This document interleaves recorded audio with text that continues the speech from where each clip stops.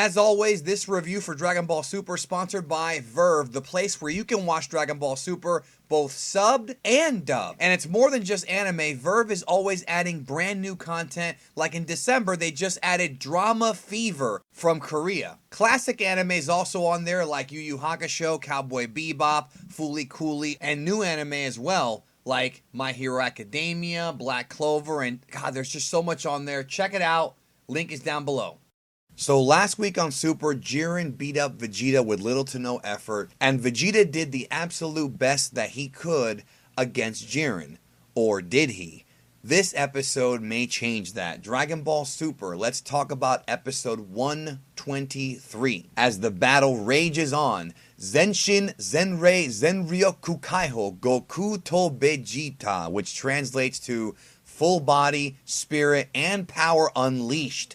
Goku and Vegeta. The battle against the seemingly invincible Pride Trooper Jiren, and of course his comrades Toppo and Dispo from Universe 11 continues in this week's episode as we rapidly approach, or maybe we already are, in the climax of this arc. And right off the hop, in the pre-episode bumper that they started playing with some of the episodes a few months ago, Vegeta, Ryo Horikawa, doing the voice of Vegeta, pretty much legit confirmed before the episode even started that he has a power that is different from Goku, a new power. So, thanks for giving it away, even though most of us already knew. I thought that was kind of an interesting choice that they went with that early, but I guess that's supposed to hook you into continuing to watch, if you're watching casually. I know all of us are going to keep watching because we all kind of knew it was coming. But boy, when it happened, it was really a great Vegeta moment. So this was, alright, so to kind of give you an overall perspective on this episode, it was pretty much all action. I mean, start to finish, it was just classic, fighting. That's what this was. There was not too much story stuff. It was just fighting, and that's the way it should be. We're approaching the end. Give us some great action, and this is a very action-intensive episode, so there's not too much to break down as far as like any kind of deep philosophical stuff until we get to the Vegeta stuff close to the end, because there's a great moment there which I'm going to talk to y'all about here in just a minute. But the beginning of the episode was interesting because when we last left off Vegeta, he was down with Jiren hitting him with that shot in the stomach, and the episode begins the same way. He's down, he's trying to get back up again, and it's interesting because they start the episode playing the Goku Black theme, the theme from the Goku Black arc, the da-na-na-na-na. I know you remember that one from the early Goku Black arc.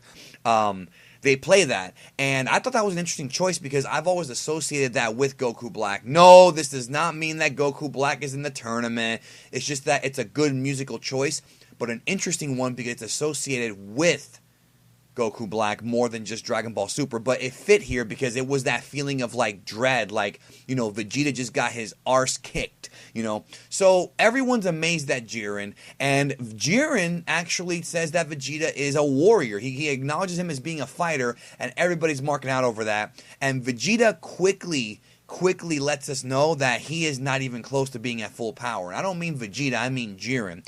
Goku powers up and he's like, hey Jiren, boom, let's go. So before we get to that main kind of core fight between Goku and Jiren, they show some other fights, and the other fights are Dispo and Frieza. A little bit of, trash talking here, and, Frieza seems to be not sweating this guy too much, but Dispo is still taking it to Frieza. And then we have a very interesting little segment with 17 and Gohan against Toppo. Now, I'm enjoying the 17 and Gohan versus Toppo fight. 17's using his barrier, to protect himself and Gohan from Ki. They had a really nice moment here where 17 saved Gohan, but of course, Toppo knocks him away, and he's like, justice! So, Toppo tries to grab 17, and he does it by the arm, but this is a trap. See, Toppo's got 17 grabbed. 17 puts up his barrier with the idea that Gohan's going to fire Kamehameha, and 17 could use his barrier to kind of shield him from the blast, but it didn't work because Toppo just put 17 kind of in front of him to use the barrier to protect him from Gohan's Kamehameha. So no elimination here. Interesting strategy, but I wonder why they would do that, knowing that Toppo would just hang on to this guy and use him like a human shield. I thought that was interesting. And that's pretty much it as far as other fights go in this thing. I don't remember any other scenes of it. The rest of this episode is Goku against Jiren. Now, Interesting stuff what they did here. Very, very interesting. Very different than their previous fight or even last week's episode. Goku tries to come in close at close range. Jiren's using ki to kind of keep him away. But as Goku is fighting Jiren, he's dropping little specks of ki dust around him. Little tiny specks of ki dust. And Goku uses, of course, his Shunkan Ito teleportation move, the instant transmission, the dub, to dodge Jiren.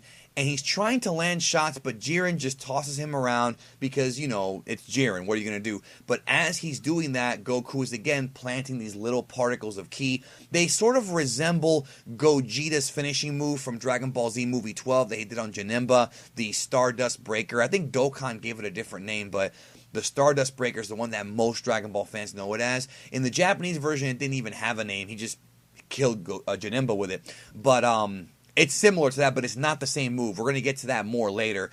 And Piccolo pretty much notices this. Like, they talk about how, okay, Goku's got some kind of plan. So then Goku decides to use the Kienzan, otherwise known as the Destructo Disc in the dub. And I'm saying Kienzan because that's the proper name for the move. It actually translates to Energy Cutter, but the Destructo Disc is the common dub name for it because a lot of people grew up on the Dragon Ball Z English dub, so I want to explain that to y'all.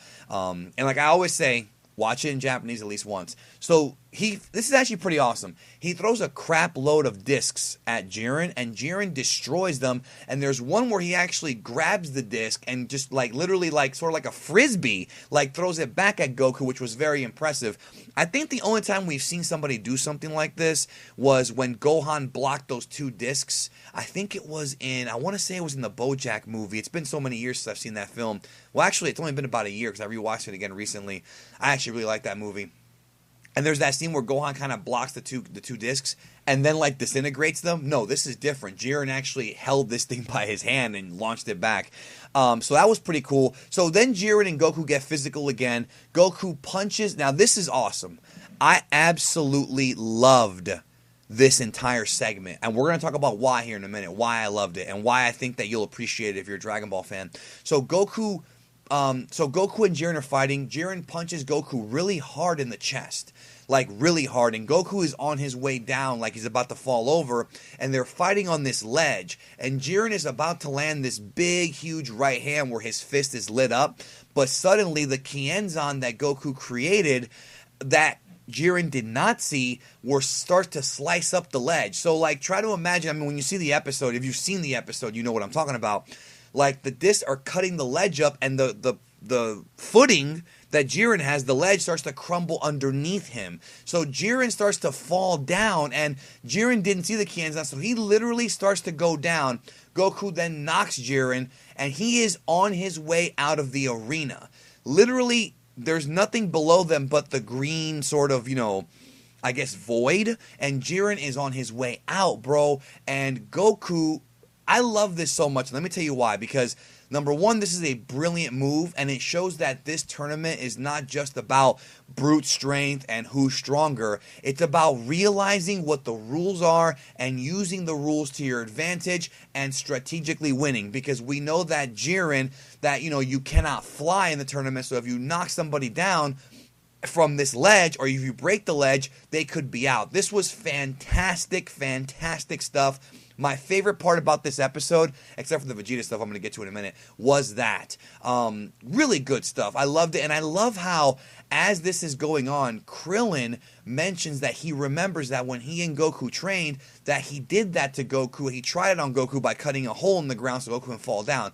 This was a fantastic callback. Dragon Ball Super does a lot of stuff like for fan service. This is not that. This is a great callback because it shows that Goku remembered Krillin's strategy and utilized it against Jiren, which makes Krillin feel good because it means that he's a lot smarter than maybe he even thought he was, and it shows that Goku was not only paying attention, but that he respects his friend's move, and this was great stuff. I mean, this was literally just amazing stuff. So, again, Goku teleports away, Jiren's on his way down, but suddenly Jiren powers up and literally steps on these tiny little rocks, and is hopping on these rocks to get back in. This was crazy. So Jiren is not eliminated. This was a great, double take on this one. This was a great swerve.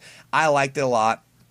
And as you know, Goku is back in the stadium, all of a sudden all these explosions go down. And what are these explosions? Well, when Goku was leaving those specks of dust in the arena earlier in the fight, they're actually key landmines. This is a new technique we have never seen Goku use before, and I don't remember ever seeing this, and I'm very happy to see it. So he's dropping little parts, little like specks of ki that are actually landmines, and Jiren the Alpha just walks right through them like nothing. He's just walking up to him, glowing red like nothing. The stadium is all freaking crumbling. This was so epic. Jiren triggered the landmines of energy, and they did nothing. So Goku and Jiren's glowing in like this scary, like deep dark red, and even Vermouth comments that Jiren is rarely in this form. So Goku goes in on Jiren. He powers up like an alpha, and he wants to take on this dude. All action. And that's right, folks. I use the word alpha a lot. If you have a problem with it, too bad. There are words that I like, just like prognosticator. It's me, all right? Too bad. But it fits here, because when I say alpha, I mean literally that Goku is brave and he wants to test himself, and he's not intimidated. Even though he knows that he probably can't beat this guy, he's going to go for it. And that, to me, is very, very alpha. It's a very alpha trait. So Goku's giving it his all, very, very fast. Jiren fires a ki blast that goes through several mountains. Goku then like sort of powers down because, you know, this is too much on him. And Jiren just obliterates him with these like beyond speed of light and sound-esque shots. Just pummels him. Like, all you see was like orange flashes of light, like freaking it, bro, when he opens his mouth, right? The deadlights. And it was just a punch. It was just a regular punch. So Goku's just standing there like frozen. Then Vegeta shows up, and I can smell the Vegeta fanboy erections all over the world here. I can smell them. So Goku pretty much says, okay, this dude hits harder than anybody. Vegeta shows up. He starts giving a speech about how he has to get the Super Dragon Balls. Goku and Vegeta both power up to face Jiren. Huge power up. Humongous. Vegeta says, you know, he's got to get the Super Dragon Balls. He's not going to quit until he gets them. And as they're powering up, Goku does the Kaioken. Vegeta's glowing. Now, this transformation was, without question, a transformation. That's what this was. It was Vegeta ascending to another level that he wasn't at previously. They show this flashback of Kaba, right? And he's thinking about how Kaba has now been deleted and how he has to get the Super Dragon Balls to wish him back. So Vegeta's emotion over the loss of Kaba and the Saiyans has pushed him over the edge. This is fantastic. This is a new layer to Vegeta's character. He cares more about Kaba than he ever has before. And I've made jokes about how Trunks is going to get like that Kaba will be Vegeta's new son, but it really seems that way, right? It really seems that way. So Vegeta's powering up and his hair's like glowing and like shiny, sort of like a Dragon Ball Z transformation. They even had that like shot from the side, like when Goku first transformed on planet Namek, right? And you saw his hair kind of going up and like flashing, you know, yellow or gold. Same thing here, where Vegeta's hair like flashes like a darker blue than a lighter blue. And Vegeta's like, I have to keep my promise. I'm going to overcome my limits in my own way. Forget Ultra Instinct. Vegeta's going to do it in his own way. So when the smoke clears, Vegeta's ripped, huge muscles. He sort of looks like how he looked against Cell when he fought second form Cell, where he's like more buff, which in that form, by the way, a lot of the fans call it Ascended Saiyan, which is not the correct name. The correct name for that move, for that transformation in Dragon Ball Z, is Super Saiyan Grade 2. And then Trunks had Grade 3, Goku and Gohan had Grade 4, and then Super Saiyan 2 was originally called Grade 5. If you're new to the channel, you may not have seen that video. I covered it like 3 years ago when I first started doing this on YouTube. But just to catch everybody up, yeah, so it looked like the buff form he used against Cell, but it wasn't that, because it had like little sparkles, like little like energy dust around him. You know, it was very different, but it was very familiar. Like, you could tell this is not the traditional Super Saiyan Blue. In fact, Piccolo himself and even the Grand Priest, Piccolo says this is different than the original Blue. The Grand Priest says that Vegeta has broken through his shell and gone beyond Blue. So this is Vegeta, and he even says himself, at his max. So they have this great sequence at the end where they come at Jiren 2-on-1. They're swinging, but Jiren, you know Jiren, bro. He's just dodging, he's blocking, because he's a man with balls. He's sitting there and they're fighting or whatever. Oh, I almost forgot. When they transform, Jiren's like, come at me. Man, bro, I'm telling you right now, dude, I grew like a 7-inch beard. I want to go make love to about 200 women and smoke about 30 cigars and save orphans from burning buildings right now, bro. That's what I want to do right now. This was so incredible and so, like, it makes me want to go and, like, challenge Chuck Norris to a fight and lose, even nowadays. But this was great. They're just going at him. They play the freaking Ultra Instinct song again. Dun, dun, dun, dun, dun, dun, dun, dun, the instrumental version. And it's Goku and Vegeta against Jiren, and the fight is unresolved. They do good, but they don't even crack Jiren. And Whis actually talks about how Vegeta and Goku's coordination is not perfect, but on the flip side, that is throwing off Jiren, which again harkens back to what he told them in Resurrection F, where if you guys work together, not necessarily with fusion, that's not what he's saying, but just work together, you can be unbeatable and probably even defeat Lord Beerus. This is a callback to that. So Goku and Vegeta is now ready to take on Jiren, but will they be able to do it? Well, unfortunately, that cliffhanger ends there, but it's stupid because, like, I think this is dumb. So the cliffhanger is, can Goku and Vegeta beat Jiren in 7 minutes, which is how much time is left, but yet next week's episode is going to focus on some of the other fights. So, I don't know. I personally want to see the resolution to this, but I am interested in seeing Dispo, Frieza, Gohan, 17, Topo. I do want to see that, but this is just incredible right now, and really a great episode. A lot of fun. I hope they explain more about Vegeta breaking his limits, but it looks like it was very similar to what happened to Goku. So if you're a Vegeta fan, you can't complain at this point, dude. You cannot complain at this point. The dude has a new form exclusive to himself, which does not have a name yet. I'm going to probably rewatch the episode later, but I don't think they even named it here. I think we're going to get the name later on in like a book or something, or, you know, Toriyama interview or something.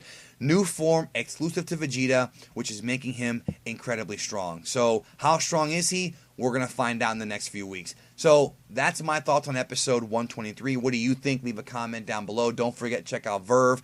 If you are looking to watch Dragon Ball Super, they have it on there. If the regular streaming sites that you watch it on, like Crunchyroll, Funimation, are down, try Verve because they have a different kind of server. All of their stuff's on the cloud, so it might work for you. And there's also tons of other content on there as well. Anyways, thank you guys again for checking out the review. Let me know what you think. Vegeta fans cannot complain anymore. He got a huge moment here, and he's got development, and he has a new form, and the fight continues. So I'll talk to y'all soon.